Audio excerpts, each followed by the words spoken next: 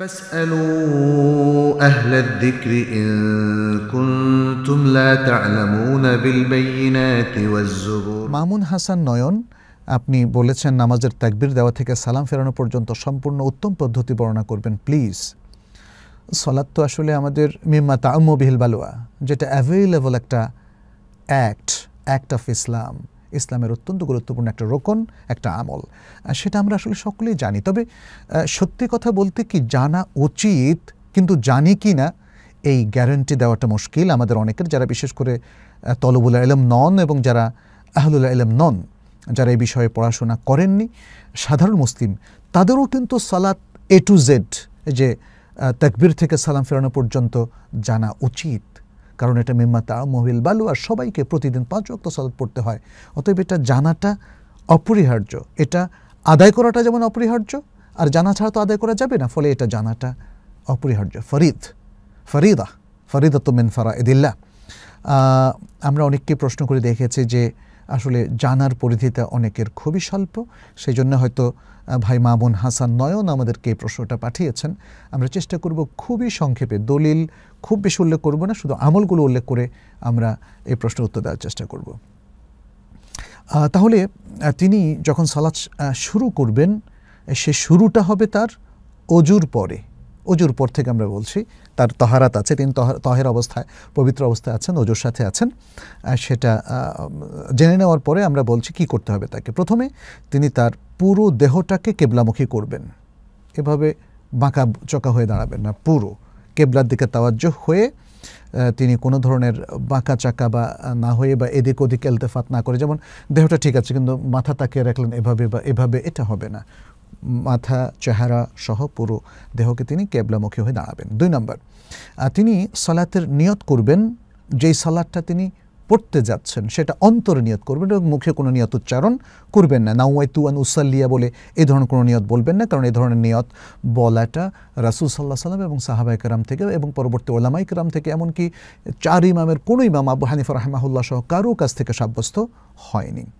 পরবর্তীতে এগুলো আমরা কায়দা বগদাদিয়া বা অন্য খানে বেহেশতি জোরের মধ্যে পেয়েছি, যেটা উলামায়ে কেরাম সাধারণ মানুষের সুবিধার জন্য করেছেন, কিন্তু সেটাকে তারা এমনভাবে শিখিয়ে দিয়েছেন যেটা আমাদের উলামায়ে কেরাম বলেছেন যে এটা আসলে এইভাবে আমল করলে বেদাত হয়ে যাবে।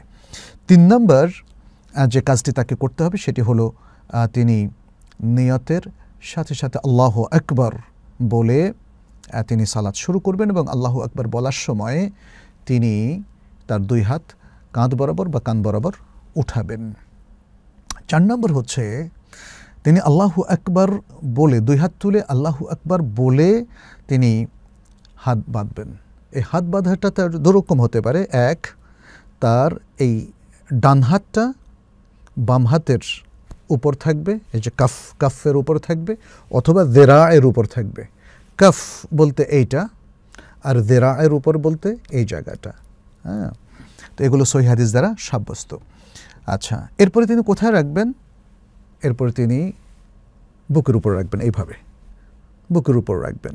এখন এই বুকের উপরটা নিয়ে অনেকে অনেক ধরনের হয়তো বক্তব্য দিয়েছেন। কেউ বলছেন বুকের উপর বলতে এভাবে, কেউ এইভাবে, কেউ আসলে দেরায়ের উপর রাখলে ঠিক যে অবস্থায় হয় এটাই বুকের উপরে, কারণ বাতনের উপরের অংশটা থেকেই শুরু হয় সদর, এখান থেকে আরম্ভ করে এই পর্যন্ত পুরোটাই হলো সদর।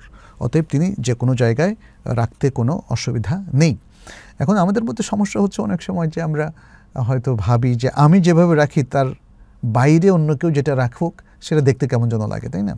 মা'লুফ লাগে না আর কি। কিন্তু তারপরেও আমরা বলবো, যেহেতু বুখারীর হাদিসে দেরায়ের কথা বলা হচ্ছে, হাতটা দেরায়ের উপর রাখবেন, তাহলে অটোমেটিক এই সিচুয়েশানে চলে আসে। 5 নম্বর যেটা, এরপরে তিনি দুআউল ইস্তিফতাহ, আমাদের দেশে যেটাকে থানা বলা হয়, দুআউল ইস্তিফতাহ তিনি পড়বেন। দুআউল ইস্তিফতাহ যে কোনো 2টো তিনি পড়তে পারেন। এর মধ্যে একটি হচ্ছে আল্লাহুম্মা বা'id বাইনি ওয়া বাইনা খাতায়ায়া কামা বা'adta বাইনাল মাশরিক ওয়াল মাগরিব আল্লাহুম্মা নাক্কিনি মিন খাতায়ায়া কামা নাক্কাইতা الثوب الأبيض من الدنس اللهم اغسلني من خطاياي بالثلج والماء والبرد। আচ্ছা, এটা সহিহ মুসলিমের মধ্যে এসেছে। আর আরেকটা হচ্ছে যেটা আমাদের দেশে আমরা সাধারণ সানা হিসেবে বলে থাকি, সুবহানাকাল্লাহুম্মা ওয়া বিহামদিকা ও তাবারাকা ইসমুকা তাআলা জাদ্দুকা ওয়ালা ইলাহা গায়রুকা, দুটোই শুদ্ধ, যে কোনো একটা পড়া যেতে পারে। এবং এছাড়াও আছে, এছাড়াও আরও অনেকগুলো সানা আছে, যে কোনো একটা সানা আমরা পড়তে পারি যে কোনো এক সময়, তানাউর করতে পারি, এক এক সময় এক একটা, এটা পড়তে কোনো অসুবিধা নেই। 6 নম্বরে যে আমলটা আমরা করব সেটি হচ্ছে আউযু বিল্লাহি মিনাশ শাইতানির রাজিম পড়া। 7 নম্বর হলো বিসমিল্লাহ পড়া এবং সূরা ফাতিহা পড়া। বিসমিল্লাহ পড়া এবং সূরা ফাতিহা পড়া। সূরা ফাতিহা শেষে বলবে আমিন। এটা সালাতের মধ্যে আমিন মানে আল্লাহুম্মা ইস্তাজিব, হে আল্লাহ কবুল করো। আচ্ছা, সূরা ফাতিহা সর্বাবস্থায় পড়ার মতটি শক্তিশালী। চাই তিনি ইমাম হন তাহলে তো পড়তেই হবে, কারণ ইমামকে তো সূরা ফাতিহা বাদ দেওয়ার কোনো সুযোগ নাই। কিন্তু মুক্তাদি হলে পড়তে হবে কিনা এখানে ইখতিলাফ আছে, বিশুদ্ধ মত হচ্ছে সর্বাবস্থায় পড়তে হবে।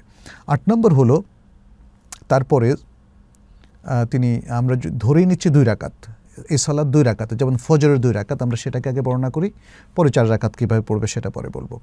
তাহলে এরপরে এটা প্রথম রাকাত, তো এরপরে সে সূরা ফাতিহার সাথে মা তায়াসসারা মিনাল কোরআন, কোরআনের যে কোনো একটা সহজ অংশ সে মেলাবে। কতটুকু অংশ এটা আসলে ওইভাবে ডিফাইন করা নেই, 1 আয়াত হতে পারে, 2 আয়াত, 3 আয়াত, আরও বেশি হতে পারে। কেউ কেউ বলেছেন যে বড় 1 আয়াত অথবা ছোট 3 আয়াত। আসলে এই ব্যাপারে মুক্তাদি স্বাধীন, এটাই হলো বিশুদ্ধ কথা। আর এই মেলানোটা কি ওয়াজিব নাকি সুন্নাহ, এটা নিয়ে উলামায়ে কেরামের ইখতিলাফ আছে। অধিকাংশ উলামায়ে কেরাম এটাকে সুন্নাহ বলেছেন, আর কেউ কেউ এটাকে ওয়াজিব বলেছেন, অর্থাৎ অন্য সূরা মেলানো। 9 নম্বর হচ্ছে তারপরে সে যখন সূরা শেষ করবে রুকু করবে। রুকু করবে, রুকুটা হচ্ছে মাথা ঝুঁকিয়ে 2 হাত হাঁটুর উপর রাখা এবং তার পিঠ এবং মাথাকে সমান করে ফেলা। হ্যাঁ, তো এক্ষেত্রে কি করবে সে? রুকুতে যাওয়ার সময় সে 2টো হাত উঠাবে, এটাকে রাফউল ইয়াদাইন বলা হয়।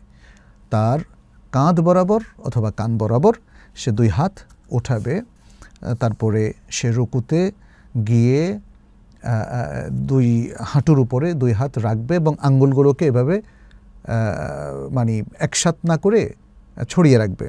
হ্যাঁ, আঙ্গুলগুলোকে ছড়িয়ে রাখবে। এরপরে সে 10 নম্বরে যে কথাটা এখানে আমরা বলবো সেটা হলো রুকুর সে তাসবিহ কিভাবে পাঠ করবে? বলবে সুবহানা রাব্বিয়াল আযীম, সুবহানা রাব্বিয়াল আযীম, মিনিমাম একবার তাকে বলতে হবে, তবে 3, 5 বা আরও বেশি বিজয় সংখ্যক সে বলতে পারে। আর যদি সে রুকুর মধ্যে আরেকটা দোয়াও পড়ে, সেটা রাসূল সাল্লাল্লাহু আলাইহি ওয়াসাল্লাম থেকে সাব্যস্ত হয়েছে, সেটাও জায়েজ, সুবহানাকাল্লাহুম্মা ওয়া বিহামদিকা আল্লাহুম্মা গফিরলি, এটা সে রুকুর মধ্যে বলতে পারবে, সেটা উত্তম। আর যদি শুধু সুবহানা রাব্বিয়াল আযীম একবারও বলে তাহলে তার আমল শুদ্ধ হয়ে যাবে, কারণ একবার বলাটা কেউ কেউ বলেছেন এটা রোকন, খুবই শক্তিশালী মত, যেহেতু রাসূল সাল্লাল্লাহু আলাইহি ওয়াসাল্লাম থেকে ইনস্ট্রাকশন এসছে। তবে অনেকে এটাকে বলাটা, এই তাসবিহ পাঠকে একবার হোক আর যাই হোক, সেটাকে তারা সুন্নাহ বলেছেন, মুস্তাহাব বলেছেন। তবে এখানে জরুরি হিসাবে, ফরজ হিসাবে গণ্য করাটাই আমাদের জন্য বিধেয়। 11 নম্বর হলো সে এরপরে রুকু যখন শেষ করবে, রুকু থেকে মাথা ওঠাবে। মাথা ওঠার সময়ও মানে উঠিয়ে সে আবার রাফউল ইয়াদাইন করবে, কাঁধ বরাবর অথবা কান বরাবর। যদিও এই রুকুর আগে এবং রুকুর পরে রাফউল ইয়াদাইন না করার মতামতও আমাদের কোনো সম্মানিত ফাকিহ দিয়েছেন, যেমন ইমাম আবু হানিফা রাহিমাহুল্লাহ এবং তার অনুসারী অধিকাংশ উলামায়ে কেরাম। যদিও হানাফি মাযহাবে অনেক উলামায়ে কেরাম আছে যারা রাফউল ইয়াদাইনের পক্ষে মতামত ব্যক্ত করেছেন রুকুর আগে এবং রুকুর পরে। যখন রুকু থেকে তারা মাথা উঠাবেন তখন বলবেন সামি আল্লাহু লিমান হামিদা, মুনফারিদ ব্যক্তি অথবা ইমাম এটা বলবেন এবং বলে তারপরে রাফউল ইয়াদাইন করবেন। আচ্ছা, আর যদি তিনি মা'মুম হন অর্থাৎ মুক্তাদি হন তাহলে তিনি সামি আল্লাহু লিমান হামিদা বলবেন না, তার বদলে বলবেন রব্বানা লাকাল হামদ অথবা রব্বানা ওয়া লাকাল হামদ। আর এর সাথে তিনি আরেকটা দোয়াও মিলাতে পারেন। আরও বেশ কিছু দোয়া আসলে আছে দাঁড়িয়ে তিনি কি কি বলবেন, এর মধ্যে যেমন আছে মিলউস সামাওয়াতি ওয়াল আরদি ওয়া মিলউ মা শি'তা মিন শাইইন বা'দু, এরকম মানে আরও বেশ কিছু দোয়া আছে যেটা হিসনুল মুসলিমের মধ্যে আপনারা পাবেন। আমরা সময় সংক্ষেপ করার জন্য সেটা আর বলছি না। এটা না বললেও চলবে, মানে এই অতিরিক্ত দোয়াগুলো, বাট এটা বলতে পারেন যেহেতু সুন্নাহ দ্বারা এগুলো সাব্যস্ত হয়েছে। আচ্ছা, তারপরে 13 নম্বর হলো তিনি খুশুরের সাথে, খুশুর এবং খুদুরের সাথে এরপরে আল্লাহু আকবার বলে সেজদাতে চলে যাবেন, সেজদাতে চলে যাবেন এবং 7টা অঙ্গের উপর সেজদা করবেন। সে 7টা অঙ্গ কি? কপাল, নাক, তারপরে হলো 2 কাফ, 2 কাফের উপরে, এবং তারপর হলো 2 হাঁটু, তাহলে কয়টা হলো? 6টা। এরপর হলো আতরাফুল কাদামাইন, তার 2 পায়ের যে কাদাব, পায়ের পাতা বলা হয়, মানে তার সামনের যে আঙ্গুলগুলো, এটা পায়ের পাতার উপরে তিনি তার আতরাফের উপরে তিনি করবেন, অর্থাৎ পায়ের পাতা তো যদি এগুলো থাকে এগুলোর উপরে ভর করে তিনি সেজদায় যাবেন। তাহলে 7টা অঙ্গ হলো। এবং এক্ষেত্রে তাকে মনে রাখতে হবে তার 2 পাশের যে পাঁজর, এটাকে যেন তিনি একদম এভাবে না করে বরং একটু ফাঁক রাখেন, এবং তিনি যেন তার এই 2 যে দেরা, এখান থেকে এই পর্যন্ত এটা হলো দেরা, এটাকে জমিনের উপর যেন বিছায়া না দেন, বরং এটাকে যেন উত্তোলিত করে রাখেন।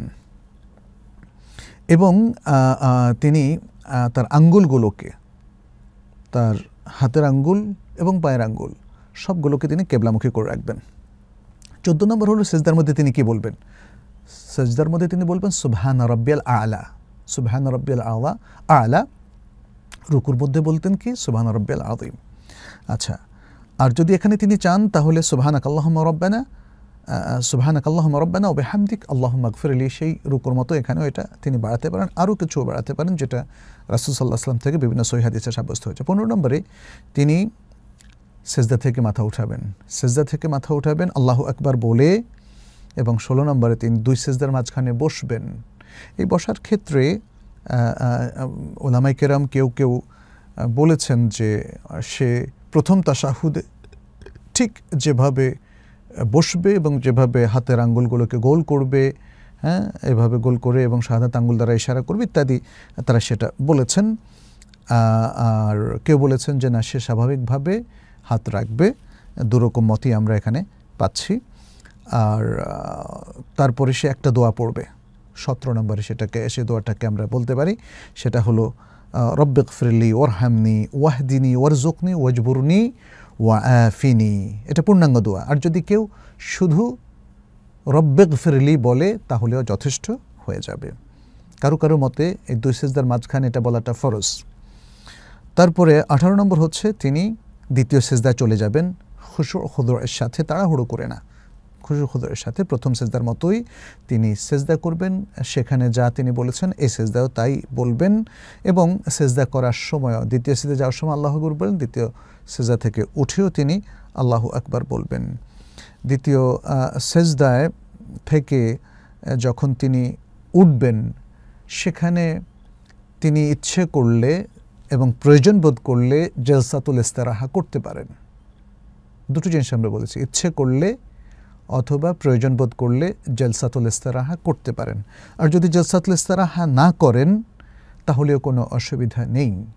এটা এমন কোনো স্থায়ী আমল নয় যে রাসূল সাল্লাল্লাহু আলাইহি ওয়াসাল্লাম সারা জীবনভর করেছেন, বরং এটি রাসূল সাল্লাল্লাহু আলাইহি ওয়াসাল্লামের জীবনের শেষ ভাগের আমল ছিল, যেটি মালিক ইবনুল হুয়াইরিথ রাদিয়াল্লাহু তাআলা আনহুর হাদিস থেকে আমরা জানতে পারি, যিনি একদম রাসূল সাল্লাল্লাহু আলাইহি ওয়াসাল্লামের জীবনের শেষ দিকে এসে ইসলাম গ্রহণ করেছেন। তাতে উলামায়ে কেরাম বলেছেন তিনি যখন কিছুটা পরিণত বৃদ্ধ বয়সে পৌঁছে গেছেন তখন তার বসতে হতো, কারণ আগের রেওয়ায়ত থেকে তার বসার বিষয়টা জানা যায় না। তার মানে তিনি যখন তরুণ বয়সে ছিলেন অথবা পৌঢ় বয়সে ছিলেন তখন তিনি এই আমলটি করেননি, তিনি তার বৃদ্ধ বয়সে এই আমলটি করেছেন। ফলে আমাদের মাশায়েখদের মধ্যে অনেকেই বলেছেন যে এই জলসাতুল ইস্তিরাহা প্রথম রাকাতে এবং তৃতীয় রাকাতে যেটা বসে তারপর দাঁড়ানো, এটা সুন্নাতুন ইনদাল হাজা, সুন্নাতুন ইনদাল হাজা, অর্থাৎ যাদের প্রয়োজন তাদের জন্য বসাটা সুন্নাহ, অন্যদের জন্য বসাটা সুন্নাহ নয়। তবে যদি কেউ বসতে চান বসাটা জায়েজ আছে। আচ্ছা, তারপরে তিনি দ্বিতীয় সেজদা থেকে দ্বিতীয় সেজদা থেকে উঠে প্রথম রাকাতে চলে যাবেন। যখন দ্বিতীয় রাকাত শুরু করবেন তখন এখন আর কিন্তু কোনো তার দোয়াউল ইস্তিফতা নাই, ওই যে সুবহানাকাল্লাহুম্মা ওয়া বিহামদিকা ওয়া তাবারাকা ইসমুকা ওয়া তাআলা জাদ্দুকা ওয়া লা ইলাহা গায়রুক, এটাও বলতে হবে না, কোনো দোয়াউল ইস্তিফতা বলতে হবে না। বরং তিনি দ্বিতীয় রাকাতে এসে ওই সূরা ফাতিহাটা পড়বেন, সূরা ফাতিহার আগে বিসমিল্লাহ পড়বেন, তারপরে যদি অন্য কোনো সূরা মেলান তাহলে তার আগেও বিসমিল্লাহ পড়বেন, আর যদি কোনো অংশ মেলান তাহলে আর বিসমিল্লাহ পড়তে হবে না। আচ্ছা, এরপরে দ্বিতীয় রাকাত তিনি প্রথম রাকাতের মতো শেষ করবেন, সেই একই পদ্ধতিতে রুকু করবেন, রুকু থেকে উঠবেন, সিজদা যাবেন, দুটো সিজদা শেষ করে তারপরে তিনি বসবেন। এটা হচ্ছে দ্বিতীয় রাকাত যদি তার শেষ রাকাত হয়, তাহলে বসে তিনি কি করবেন, তিনি আত্তাহিয়াত পড়বেন। তারপরে মানে যদি এই রাকাতে তিনি সালাম ফেরান তাহলে তিনি দুরুদও পড়বেন, যেটাকে দুরুদ ইব্রাহিমে আমরা বলি, আল্লাহুম্মা সাল্লি আলা মুহাম্মাদ। তারপরে তিনি চারটা বিষয় থেকে তিনি আল্লাহর কাছে তাআউযুদ করবেন, পানাহ চাইবেন, এবং এরপরে দুনিয়া আখিরাতের যা তিনি চান সেই দোয়া করার সুযোগ তার রয়েছে।